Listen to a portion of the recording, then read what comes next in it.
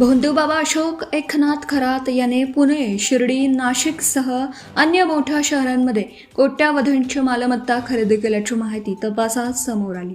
आता खरातने सोलापुरात देखील कोट्यावधी रुपयांची मालमत्ता खरेदी केल्याचं समोर आलं. उत्तर सोलापूर तालुक्यातील कळमन गावात भोंदू अशोक खरात यांनी कोट्यावधी रुपयांची जमीन खरेदी केली.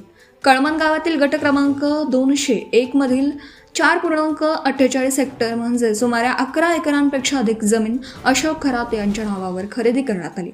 28 मार्च 2024 रोजी झालेल्या या व्यवहाराची किंमत तब्बल 2,40,91,200 रुपये इतकी असल्याची नोंद खरेदी खतात आहे.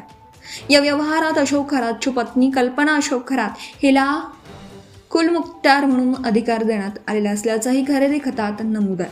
विशेष म्हणजे उत्तर सोलापूर तालुक्यातील कळमन गावातून शक्तीपीठ महामार्ग जाणाऱ्या प्राथमिक माहितीनुसार कळमन गावात जमिनीचे साधारण भाव हे प्रति एकर 5 ते 6 लाख रुपये प्रति एकर आहेत. मात्र भोंदू अशोक खरात याने तब्बल 21 ते 22 लाख रुपये प्रति एकर ही जमीन खरेदी केली. मिळालेल्या माहितीनुसार उत्तर सोलापूर तालुक्यातील कळमन हद्दीत पत्नीच्या नावे जमीन खरेदी केल्याचा प्रकार उघडकीस झाला.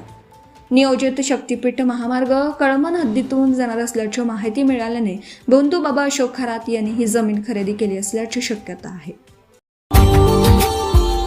Subscribe now and press the bell icon. Never miss an update.